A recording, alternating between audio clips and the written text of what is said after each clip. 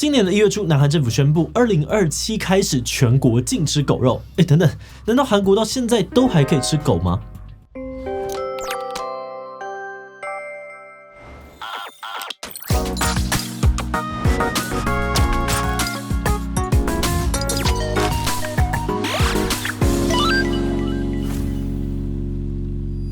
？Hello， 大家好，我是志奇。没有错，韩国到今天其实还是有吃狗肉的文化，但前阵子南韩政府正式通过了狗肉禁令法案，到2027年的时候就会全面的禁止宰杀、出售、养殖食用狗的行为。但吃不吃狗肉其实一直还是南韩社会非常有争议的话题，因为截至2023年为止，韩国其实还有1600家狗肉餐厅和1150间的狗养殖场。过去呢，甚至曾经发生过反狗肉派到国会澄清抗议，而吃狗肉派直接端狗肉现场开吃的激烈对决，甚至还质疑说可以吃鸡吃牛，为什么不能吃狗？所以今天的这一期呢，就要让我们一起来聊聊韩国人是怎么样看待吃狗肉这件事情的。为什么会有人会支持吃狗肉？人类不能够吃狗肉的禁忌到底合不合理呢？不过在开始今天讨论之前，先让我们进一段工商服务时间。喜欢煮饭的你，在备料分装时也常因为找不到合适的保鲜盒而困扰吗？今天要介绍了一款全透明万用保鲜盒 Munichi 先锋波波盒，解决你玻璃太重、一般塑胶又容易卡味道的烦恼。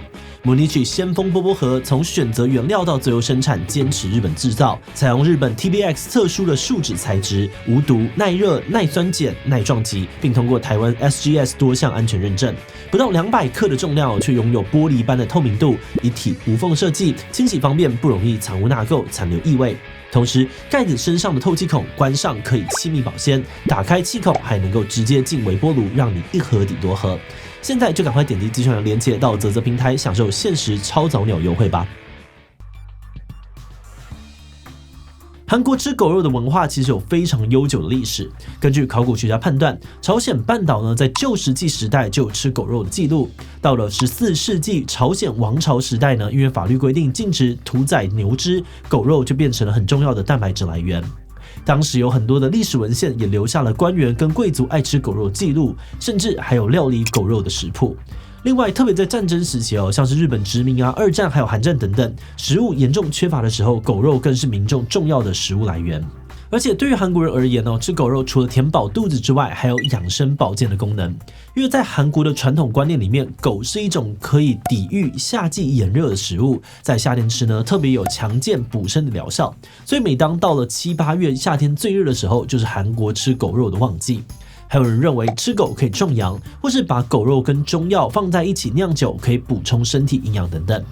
因此有媒体估计，韩国养殖场呢每年大约饲养150万只的狗狗，来供应韩国狗肉餐厅和市场。烹调的方式呢有烤的卤的、蒸的、煮的、汤的，甚至灌成犬肠等等，可以说是应有尽有。但即使是有这么悠久的历史韩国吃狗的文化到了1960年代也开始成为了禁忌。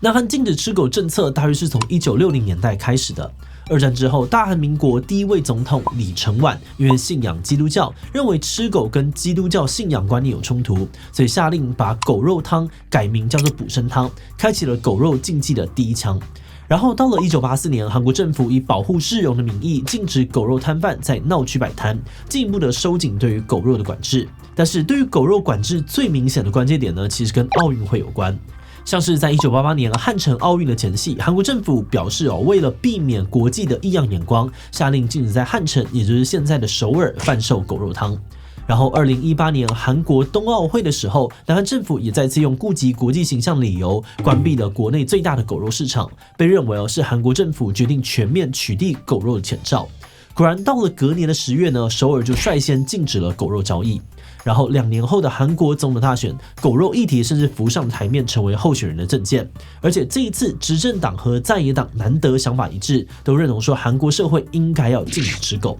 所以也不意外的今年1月韩国政府宣布禁止宰杀、出售、养殖食用狗，只不过呢多给了3年的缓冲期，让狗肉产业链的业者可以转型。所以理论上呢，到了2027年的时候，韩国就不会再有吃狗的文化了。那从这一连串的动作看起来韩国政府禁止狗肉的立场很明确，但是韩国民众自己又是怎么样看待吃狗肉这件事情的呢？因为政府的立场通常就反映出了人民的想法，所以从朝野都主张禁止狗肉这件事情就可以看出来，韩国社会多数民众都是偏向不吃狗肉的立场。事实上呢，在这次首尔正式下达禁令之前，当地的狗肉消费者就已经大幅的减少。2005到2014年之间，首尔的狗肉餐厅就因为没有生意，数量硬生生少掉了40%。另外，在2022年，盖洛普韩国公司的一项调查显示，有64% 的受访者反对吃狗肉，尤其年轻人特别反感。而且过去1年吃过狗肉的人数也有剧烈的变化。2015年的时候，有27% 的受访者表示过去1年有吃狗肉，但到了2022年，有吃的人只剩下8%。不过表面上面看起来不吃狗肉已经是韩国社会共识，但韩国这次狗肉禁令推出的前后，其实也引起了支持者非常激烈的反弹。反对狗肉禁令最强烈的人之一呢，当然就是所谓的狗肉业者，包含了养殖场啊、屠宰场以及下游摊商等等。那去年11月法令在讨论阶段的时候呢，有一批食用犬只的饲养者聚集在韩国总统府外抗议。当时呢，他们还把狗笼带上，扬言法令一旦通过，就要把养殖场里面的200万只狗通通放出去。这些业者认为政府这次没有做好沟通就下达禁令，已经威胁到他们一辈子赖以为生的工作了。而大韩育犬协会也声称，这次政府的禁令会造成业者庞大的损失，有多庞大呢？他们以每只食用犬1年可以赚40万韩元去估算，认为政府呢应该要赔偿全国的业者1兆韩元才合理。而且也不是只有业者们不高兴而已，这次的狗肉禁令呢，也让很多的韩国狗肉爱好者们非常不满。他们的论点是吃狗肉就是我们韩国历史悠久的传统文化，凭什么要因为西方文化霸权不喜欢，我们就要改变自己的文化？另外，他们也强调，吃狗肉对人体无害，就像吃鸡啊、吃牛一样，只要产出的过程都合法卫生，那凭什么不能吃？而这个问题呢，其实也不是只有发生在韩国，对于能不能够吃狗肉的争议，在世界很多的地方都出现过。除了韩国之外呢，历史上面有吃狗肉习惯的地区其实很多。因为以前狗呢，确实就像鸡啊、猪、牛一样，被视为一种取得肉类的途径，包含了中国、东南亚、印度、法国、英国、瑞士，甚至过去的台湾，也都曾经把吃狗肉当成是理所当然的事情。但是当然，后来停止吃狗肉的国家越来越多，不过也有些地方跟韩国一样，把这个习惯保留了下来。而他们也一样会面对很强大的反对抗议，像是越南的河内市，过去有着许多狗肉摊商的集散地，每个月呢可以卖出1到2吨的狗肉。但随着消费者减少，河内在2018年一下子就倒了300家的狗肉店，曾经的狗肉街现在呢也只剩下狗肉2-3间。而另外一个很有名的例子是中国广西的玉林荔枝狗肉节，每年夏天的时候，他们会宰杀上万只的猫狗，跟着当季的荔枝一起大饱可福。这虽然看起来声势浩大可是他们也同样面对中国国内的强烈批评，要求他们停办。而当地人则表示，这是我们的习俗，应该要被尊重才对，凭什么要停办？甚至有人表示说，你们越反对，我越要吃。这就让我们很好奇为什么有人坚持要吃狗肉？反过来说，人类能够吃牛吃羊，但不能够吃狗的理由又是什么呢？认为应该禁止吃狗肉立场呢，主要的论点跟社会文化有关。因为狗狗虽然是动物早期也跟牛羊之类的动物一样，为了看门、打猎、食用等等的功能而被人类饲养。可是随着时间的演进呢，狗进入了人类的家庭，成为了毛小孩或是人类最好的朋友，他们的地位也因此出现了变化，慢慢的逐渐脱离了强调功能性的经济动物，变成了所谓的陪伴动物。而因为关系变得更加亲密，人们在感情上面也越来越无法接受把狗宰来吃，甚至认为吃狗是一种不文明的陋习。另外，也有一派的说法认为，狗跟其他常见的这个食用动物相比呢，有更高的智商以及感受痛苦的能力，因此出于人道主义考量，不应该再被随意的宰杀。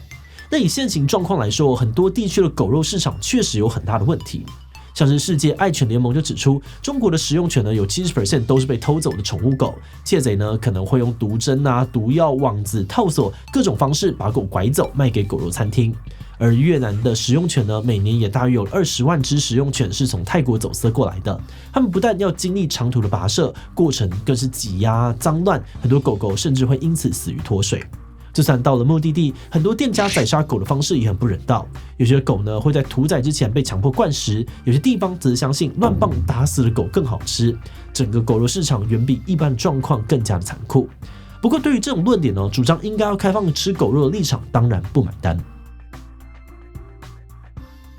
主张应该要开放食用狗肉的人，他们的论点之一是认为应该要尊重不同的文化。他们认为，虽然现在的主流文化是把狗狗当家人朋友，但这不表示所有人都应该要对狗有一样的情感跟文化。他们认为吃狗肉就是自己的传统跟文化，只要不强迫其他人吃，那就应该互相尊重各自的文化，不一定要被所谓的更进步的国际观念给改变。另外，他们也强调，就像有些人不吃牛，有些人不吃羊，有些人吃素，那吃狗肉也应该是个人的选择，而不是变成一种强制约束的法律，限制每个人都不能吃。再来，对于狗肉生产过程不人道的说法，他们也质疑说，就是因为现行的禁止措施，让食用犬的这个饲养啊跟贩卖处于灰色地带，才会发生那么多不人道的事情。他们认为既然没有一定不能够吃狗肉的理由，那只要饲养啊、来源、屠宰等等所有的过程都合法而且人道，吃狗肉不应该被强制的禁止。